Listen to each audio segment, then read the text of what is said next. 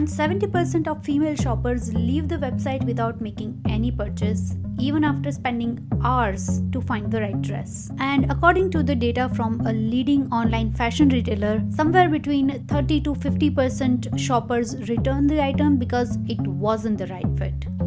What is happening? Why all this confusion?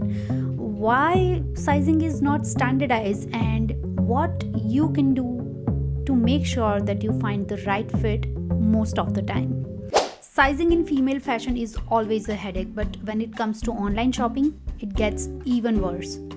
For one brand you are size 4 and for another you are size 6, and some brands use completely different sizing system and you find yourself to be size small. By the end of this video, you will understand why sizing is different across clothing categories, brands, and body types, how to take your measurements precisely and find the right fit for you, and I will also share some interesting shopping tips to save your time, money, and efforts.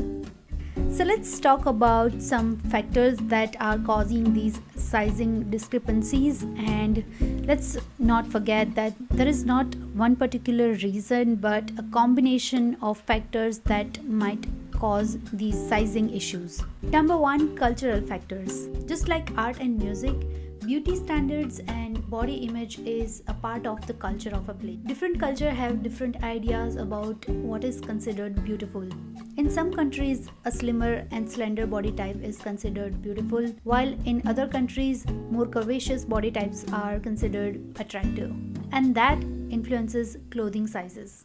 Size medium in most Asian brands or Asian countries will be equivalent to size small of most American brands, because most American brands have wider range when it comes to sizing. And same goes for length. I didn't realize that I was a petite body until I moved to Canada, because average height in most Asian countries is lower compared to Europe, Americas, and Central and West Asia.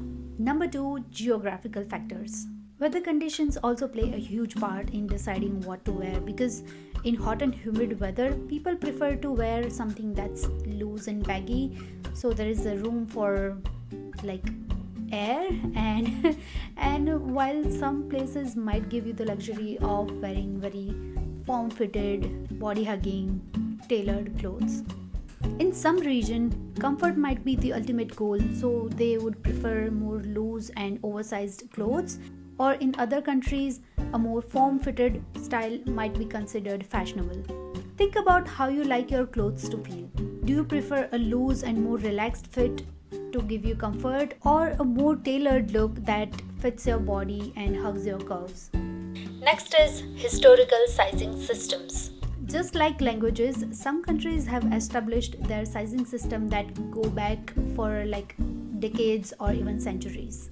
Having one global sizing standard seemed like a really good idea, but neither it is practical nor it is cost effective for the brands, and there is no governing body to make it mandatory. And that leaves shoppers like you and me struggling to find the right outfit that fits our body type. And then there is vanity sizing, which is a psychological aspect of this whole issue. People often associate smaller sizes with being slimmer or being fit. So when you see a smaller number on any outfit that fits you perfectly, it feels like some kind of an achievement, and it triggers a positive emotional response. It can feel like personal accomplishment to fit in a smaller size, while your actual measurements haven't changed at all. What? So some brands would like to make some more money out of this insecurity. So the clothes labeled a size smaller than they actually are is called vanity sizing, and it is a marketing strategy used by a lot of brands to make you feel good about yourself and the purchases and the brand itself, because they want you to buy more stuff from them. But ultimately it makes things more complicated, because now you don't have any frame of reference to make sure that whenever you buy from another brand, it fits you perfectly. Next is economical factor. Fast fashion is all about affordability and mass production. So using less fabric per unit is more rewarding for the fast fashion brands. You need 10 meters of fabric to create 10 small size outfits, but to make bigger sizes you probably need 15 or 20 meters of fabric, which makes their per unit cost go higher. And having a narrow size range can also help them keep the cost lower and production faster. They need fewer design patterns and manpower if they keep the size range very limited. While this might not be the case for all the brands, but it definitely affects the fast fashion brands. Understanding these factors will help you navigate through sizing when it comes to online or international shopping. But the more important thing is you shouldn't look at the number of the label, but you should keep in mind your own measurements and how certain kind of outfits make you feel about yourself. So in this part we will talk about how to take your measurements precisely, and I will also link a chart which you can use as a reference in your next purchase.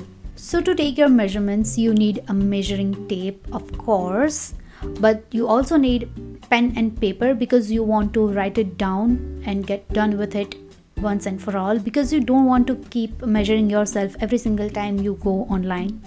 Okay, so we are noting it down and getting done with it. Also you need a mirror that will help you see like where your tape is going, and if not you can also ask your friend or family to help you out with this. Now let's dive into step-by-step process of taking your accurate body measurements. So let's start with bust area. Measure around the fullest part of your bust, ensuring that the measuring tape is parallel to the ground and snug but not too tight. Second is waist. Locate the narrowest part of your torso, typically above the belly button and below the rib cage, measuring around this area without sucking in your stomach. Next is hips. Measure around the fullest part of your hips, ensuring that the measuring tape is parallel to the ground and wraps comfortably around your butts. Number 4 is inseam. For pants and trousers, measure from the crotch to the desired hem length, following the natural curve of your inner leg. Also make sure to note down what is your comfortable length for shorts, capris, ankle length and floor length. This will come handy when you are buying from different categories. Now let's take measurements for shoulder. Measure from the edge of one shoulder to the other, ensuring that the measuring tape sits flat across the back and no slouching. And while you are at it, make sure to measure the length of your upper half and lower half. That will be also important in understanding your body type and what kind of clothes will flatter you. So yeah, that's how you take your accurate measurements, and now you'll be more likely to buy your true sizes. Talking about shopping, let's dive into some tips that will help you save some effort, time and money. Starting with tip number 1, know your body. Understanding your own body shape and proportions can help you make smarter purchasing decisions. Focus on styles that flatter your figure and make you feel confident, rather than trying to fitting in a specific size. Tip number 2, refer to size chart. Always check the size chart provided by the retailer before making a purchase. Compare your body measurements to the measurements listed for each size to ensure the best fit. Tip number 3, read reviews. Look for reviews from other shoppers who have purchased the same outfit. Pay special attention to comments like runs bigger, runs smaller or true to size to get a better idea about the sizing of the garment.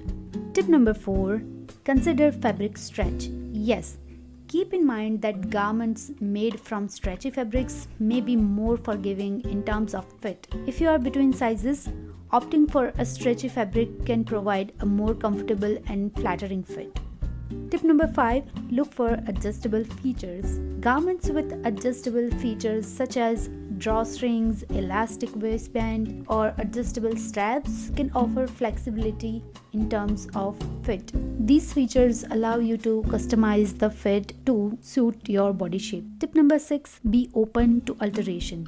Yes, don't be afraid to invest in alterations if necessary. A skilled tailor can make adjustment to ensure that the garment fits you perfectly regardless of the size label. So these are my tips for shopping online when it comes to sizing dilemmas. And also don't forget to check out the link.